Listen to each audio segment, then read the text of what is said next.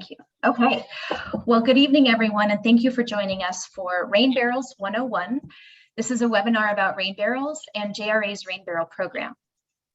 My name is Erin Hillard, and I am the Senior Marketing and Communications Manager for the James River Association. I will be your moderator this evening, and I want to extend a special thank you to Altria and DuPont Clear into the Future for supporting our River Hero Homes program and for making this webinar possible. I also want to thank you all for being members of our River Hero Homes program. So over the course of the next 30 minutes, you will learn all about rain barrels and our program, which is of course offered through River Hero Homes.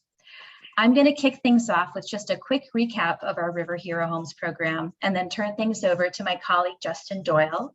He's JRA's Director of Community Conservation, and he will discuss all things rain barrels.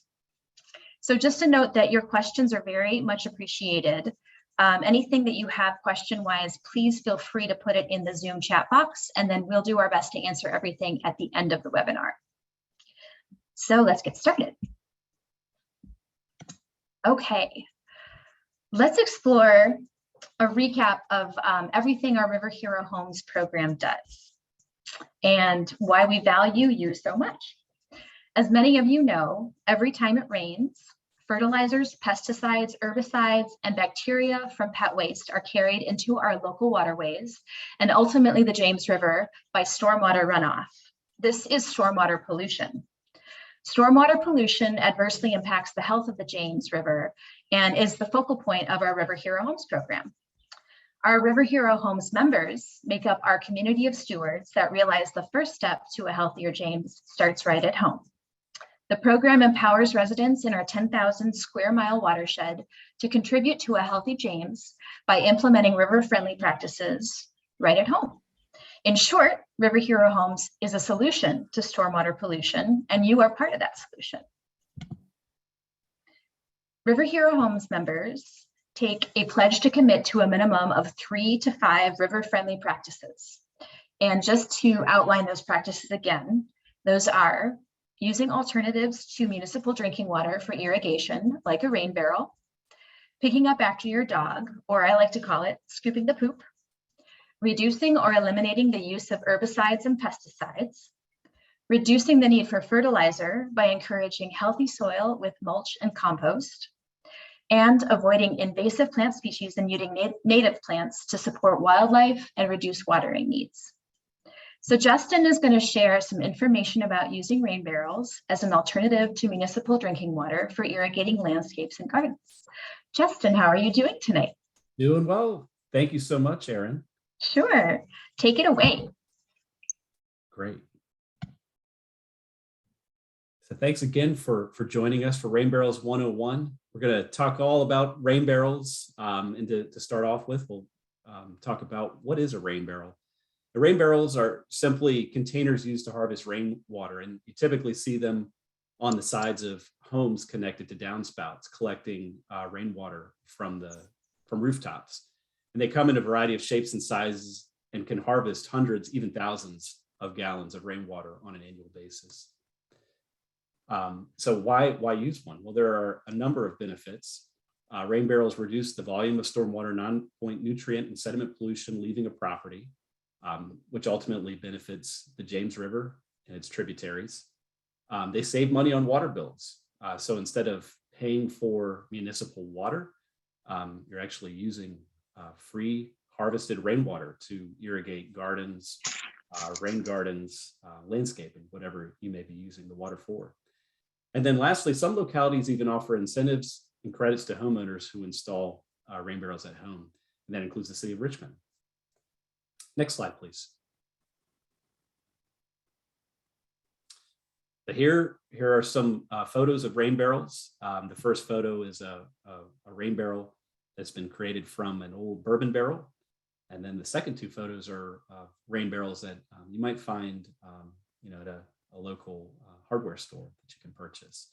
But you'll notice that they're all connected to downspouts on the sides of homes. And they're typically located close to an area where that rainwater is used to irrigate either a landscape or a garden. Next slide, please.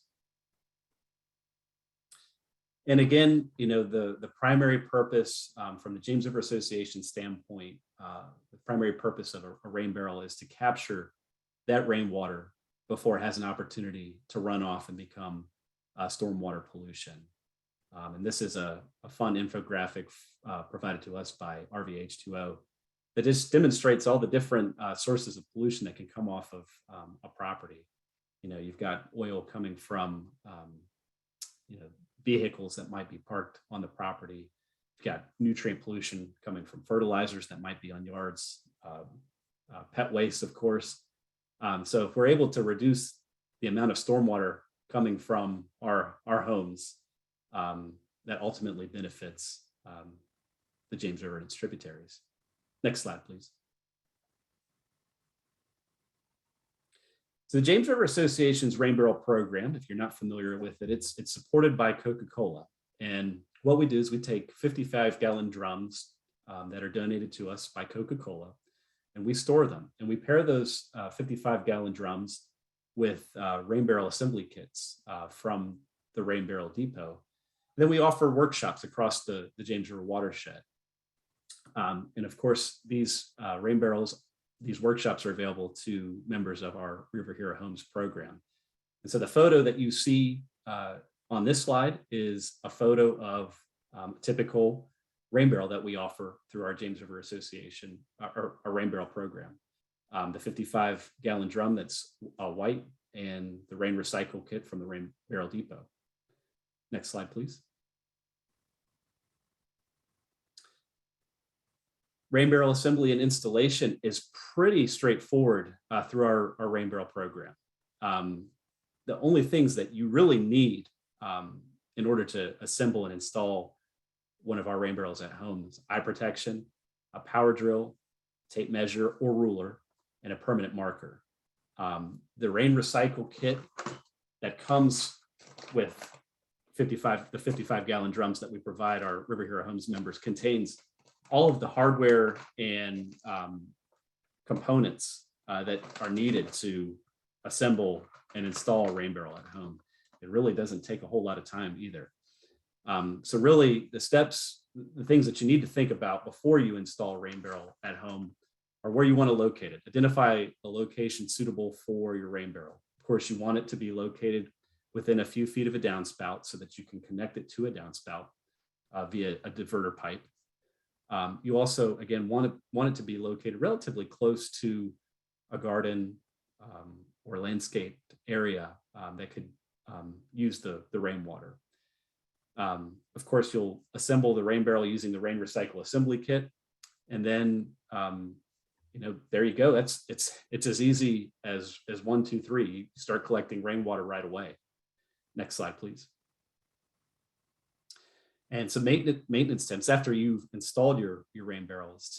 I guess the most important thing for you to do after you install your rain barrel is to ensure that you're using it. Regularly use it for your irrigation needs. Keep that rainwater flowing through it so that you don't have any unwanted growth occurring in it. You're also ensuring that you're maximizing the capability of the rain barrel because it really doesn't take a whole lot of rain to fill up a 55-gallon rain barrel. You'll want to ensure that your rain barrel system is completely enclosed to prevent mosquito entry. The last thing you want to do is after you install your rain barrel is to introduce unwanted mosquitoes. So the rain recycle assembly kit is a closed system, which is it makes it very difficult for mosquitoes to enter your rain barrel system. One tip that I typically provide folks is to drill small holes on the top of your rain barrel to allow any water that collects on top of it, give it an opportunity to either drain into the rain barrel or to the exterior of the rain barrel. This will also prevent any mosquitoes from breeding on top of your rain barrel. You also want to clean your gutters to prevent leaf litter and debris from entering the downspout and potentially clogging the rain barrel system. The rain recycle rain barrel system depends on a diverter that actually goes inside your downspout and collects water. So any sort of debris that might catch on that diverter could cause you some problems. So just make sure that your gutters are as clean as possible. And I recommend completely draining and cleaning your rain barrel at least once a year with warm water and vinegar, or biodegradable cleaner. And the 55-gallon drums that we get from Coca-Cola have 2 caps on top that you can use to access the interior of the rain barrel. And then if you're up for a fun activity, rain barrels can be painted using acrylic paint. And over the years, I've seen some wonderful artwork painted on rain barrels. So that's always something fun that you can do with your rain barrels. Next slide, please. We've got a number of upcoming workshops, both offered by the James River Association and some of our local government partners across the watershed. There are actually 2 this week. They are currently full. We've got one in Scottsville on Thursday of this week, and then Chesterfield County is also offering one on Saturday. The next workshop that the James River Association is offering is at the Native Plant Festival in Dory Park in Henrico County on Saturday, April 30th. I just checked to see how many spots we have available for that workshop right before the start of the webinar. I think we have about a dozen spots available. So we'll send you some information about that workshop in case you're interested in participating in it. We're also, we just added a workshop to the calendar in Scottsville on Friday, May 20th. And then we've also got workshops happening in Newport News at the Mariners Museum on May 28th, and then at the Go Green Expo on September 10th. And I did learn that Henrico County will be getting rain barrels in sometime this summer. So there are a number of different ways that you can get rain barrels, either from the James River Association or some of our local government partners. And of course, you can always find them at places like Elwood Thompson's and local hardware stores. But please stay tuned for more workshops this spring, summer, and fall. And of course, as River Hero Homes members, you are the first to know about the workshops that the James River Association offers. So stay tuned, please. Next slide. There you go. So that was a quick overview of rain barrels and the James River Association's rain barrel program. Like Aaron said, if you have any questions about rain barrels or our program, please submit them via the Zoom chat box, or feel free to reach out to us via email. Our email addresses are on the slide. And I'll turn it back over to Aaron at this point. Thank you so much, Justin. That was great.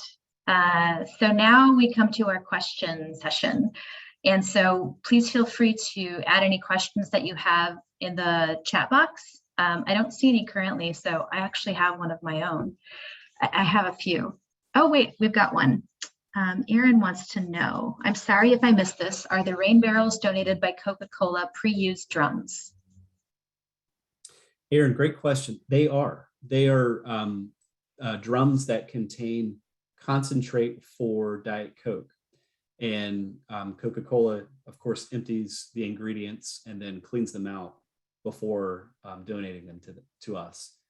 Sometimes when we give them away to folks at workshops, there is a little bit of Diet Coke residue inside, and they smell of Diet Coke. But they are largely in very good shape, very good condition.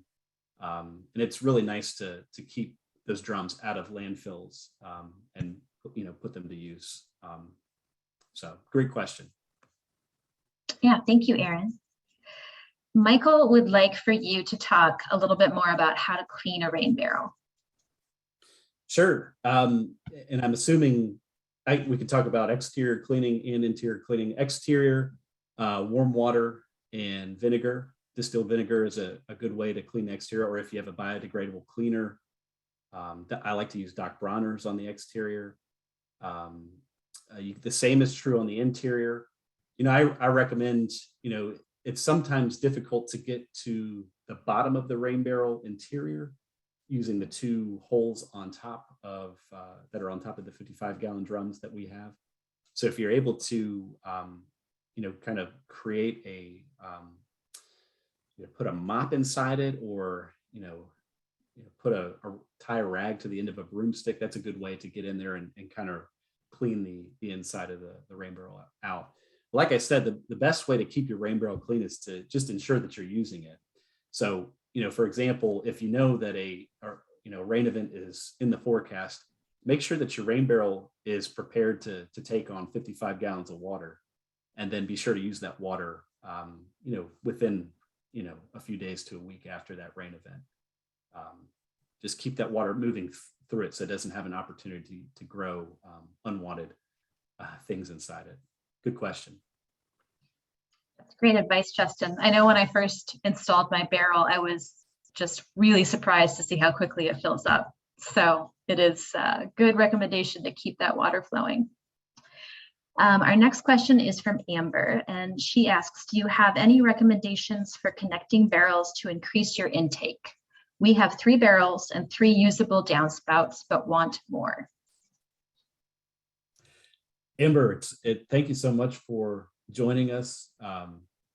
Yeah, so, it is possible to connect rain barrels to one another using the diverter pipe that's provided in the rain recycle kit. And I'll just pull out the diverter pipe to show people. So you can actually connect rain barrels to one another using one of these. So this diverter pipe, actually, if you have one rain barrel, it's the pipe that connects from your 55-gallon drum to your downspout. And you can use it to connect to other rain barrels. So I think that's the simplest way to connect them, Amber. There are certainly other ways to do it, but I think that's probably the best way to do it. I hope that's helpful to you. Yeah, just let us know if you have follow-up questions. In the meantime, Erin says, my husband and I have been having this debate about rain barrels. Once the hose is connected, will you have the same type of water pressure that your outdoor hose would have? He seems to think the water will just slowly stream out. I do not. Can you settle the debate for us, Justin? All right, so you're likely not going to get the same pressure that you get from your hose coming out of the spigot on the side of your house. And what I found is that shorter hoses will have better pressure. If you have a longer hose, it takes a little bit more force to get that water through the hose, which is why I suggest locating your rain barrel close to where you want to use the water, since you're not having to run a long hose and have the water just kind of slowly drip out. With that being said, Erin and I have a colleague who does run a hose from his rain barrel. I don't know how far away it is, but it's a long distance to a garden, and it seems to work well for him. You just have to have patience and let that water trickle out there. The other option too is that if you don't want to use a hose, you can use, of course, a watering can. And as long as you prop that the rain barrel up on a platform, either cinder blocks or wood, you can get that watering can underneath it and fill that up. That's another option too. Good question. Yep. Very good question. I know. I hope it was a good outcome for you, Erin. And Michael chimed in and just mentioned how high above the ground matters as well for the rain barrel and the trickle. Don't watch whatever the fuck you're watching. Oh, sorry. Just kidding. Okay. Amber mentioned that they use their rain barrels for passive irrigation using dripper hoses, and they have them propped up on cinder blocks. That sounds like a good method. That's great. And I'll give you a tip, and Amber, you may have found this, through your rain barrel adventures. If you prop your drums up on cinder blocks or some sort of wooden platform, you can actually locate the spigot lower on the 55-gallon drum. The directions that come with the rain recycle kit encourage you to locate the spigot about 10 inches off the ground. But I found that if you're able to prop it up, you're actually able to locate the spigot a little bit lower on it, and you're able to access a little bit more water from your rain barrel with a little ease. I don't know if you found that to be true. Oh, good. Awesome. Awesome. So yeah, the instructions with the rain recycle kits, they instruct you to do, very specific things, but there is some flexibility in the instructions, and there's no wrong way to assemble a rain barrel, really. Thanks, Justin. Any other questions? I don't see any for now.